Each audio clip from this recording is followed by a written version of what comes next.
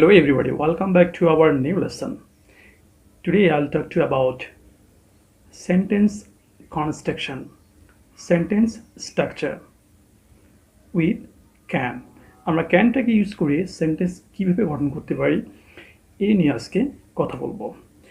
অত্যন্ত গুরুত্বপূর্ণ লেসনটি, আশা করি শেষ পর্যন্ত সঙ্গেই থাকবেন। ক্যান ক্যান মূলত মডেল অক্সিলারি ভার্ব। ক্যান দিয়ে আমরা পারা অর্থে কোনো কিছু সক্ষম অর্থকে ক্যান ইউজ করে থাকি।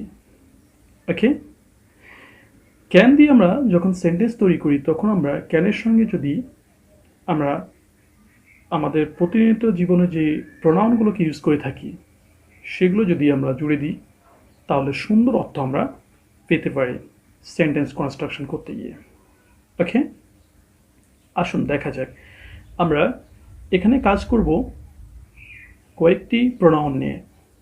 I, we, you, you, he, she, they, it and আমরা যে কোনো একটি নাম নিয়ে কাজ করব। ওকে, আসুন এগুলো দিয়ে আমরা অ্যাসার্টিভ সেন্টেন্স তৈরি করি ক্যানটাকে ইউজ করে। ওকে, যেমন আমরা বলতে পারি I can speak in English. I can speak in English. আমি ইংলিশে কথা বলতে পারি। ওকে, এরপর যদি আমরা উইটাকে ইউজ করি, we can speak in English. আমরা ইংরেজিতে কথা বলতে পারি। ওকে, তারপর যদি আমরা ইউজ করি you, you can speak in English. তুমি ইংরেজিতে কথা বলো কিংবা তুমি ইংরেজিতে কথা বলতে পারো। You can speak in English. তোমরা ইংরেজিতে কথা বলতে পারো। এখানে দুটো ইউ ব্যবহার করা হয়েছে। একটা ইউ দিয়ে আমরা তুমি বোঝাই আর একটা ইউ দিয়ে আমরা তোমরা বুঝে থাকি। ওকে, এরপরে আমরা হি ইউজ করব। He can speak in English. সে ইংরেজিতে কথা বলতে পারে। She can speak in English. সে ইংলিশে কথা বলতে পারে। হি আর শি এর ডিফারেন্সটা এখানেই। ছেলেদের ক্ষেত্রে কিংবা ফিমেলদের ক্ষেত্রে আমরা শিটাকে ইউজ করে থাকি, মেলদের ক্ষেত্রে আমরা হি ইউজ করে থাকি। ওকে, দেন দে, দে অর্থ তারা।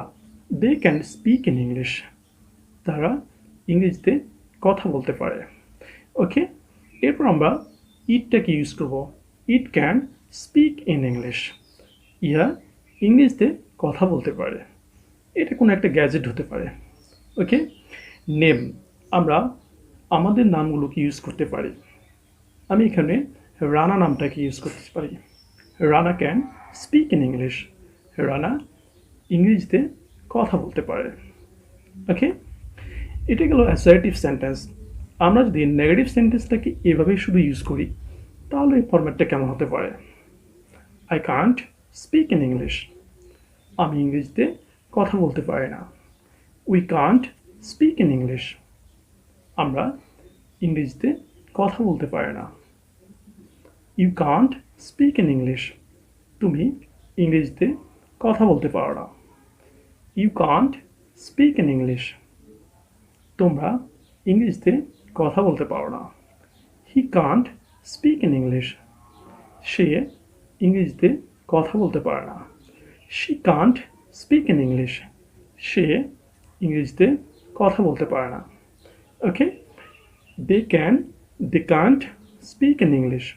তারা ইংরেজিতে কথা বলতে পারে না। It can't speak in English. ইহা ইংরেজিতে কথা বলতে পারে না। Okay, last one, Rana can't speak in English. Rana ইংরেজিতে কথা বলতে পারে না। ওকে, দেখুন আমরা প্রথমে অ্যাসার্টিভ নিয়ে কথা বললাম, তারপরে বললাম নেগেটিভ নিয়ে কথা। এবার বলবো আমরা ইন্টারোগেটিভ নিয়ে কথা।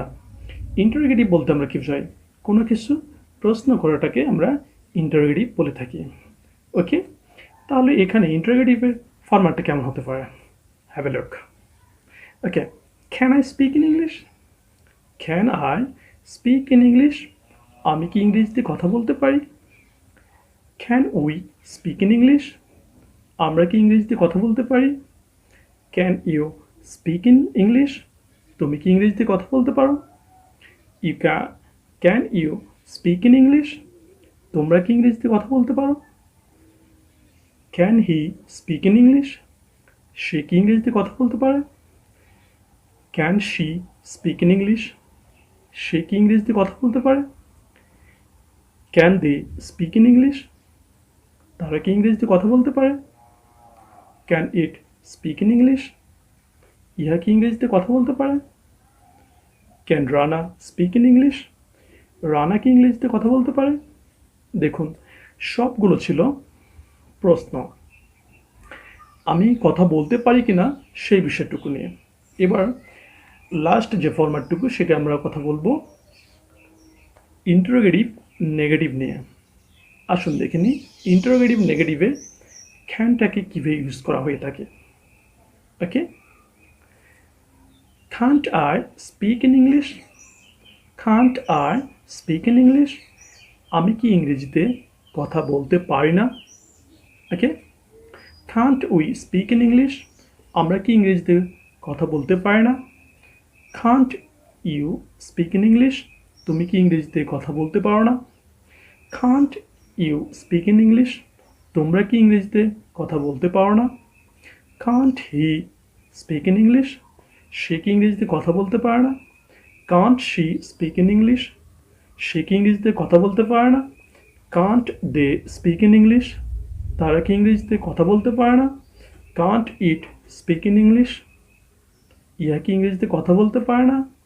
Kant Rana speak in English? Rana কি ইংরেজিতে কথা বলতে পারে না?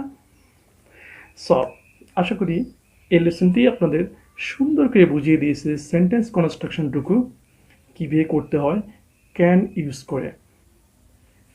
এখানে আমরা 4টি ফরম্যাট দেখিয়েছি। এই ফরম্যাটগুলো যদি আপনি আরও ইউজ করতে পারেন, আরও যদি ওয়ার্ড যোগ করতে পারেন তাহলে সেন্টেন্সগুলোকে এক্সটেন্ডেড করা যাবে। ইভেন এই ফরম্যাটটুকু ইউজ করে, এই 4টা ফরম্যাট ইউজ করে আপনি স্পিকিং বলুন, রাইটিং বলুন কিংবা অন্য যে কোনো ক্ষেত্রে হোক ইংরেজি অনেক সেন্টেন্স তৈরি করতে পারবেন, যেটা ইংরেজি শেখাকে আপনার খুবই সহজ করে দিবে। আরেকটা বিষয়, যখন আপনি মডাল অক্সিলারি ইউজ করে কোনো সেন্টেন্স কনস্ট্রাকশন করবেন তখন সেন্টেন্সের তেমন কোনো পরিবর্তন হয় না, শুধুমাত্র সাবজেক্ট ছাড়া।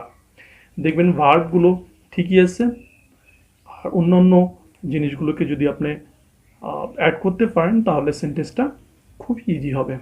আশা করি লেসনটিতে অনেক বেশি উপকৃত হবেন। ভালো থাকবেন, সুস্থ থাকবেন। দেখা হবে অন্য কোনো লেসনে। Bye bye.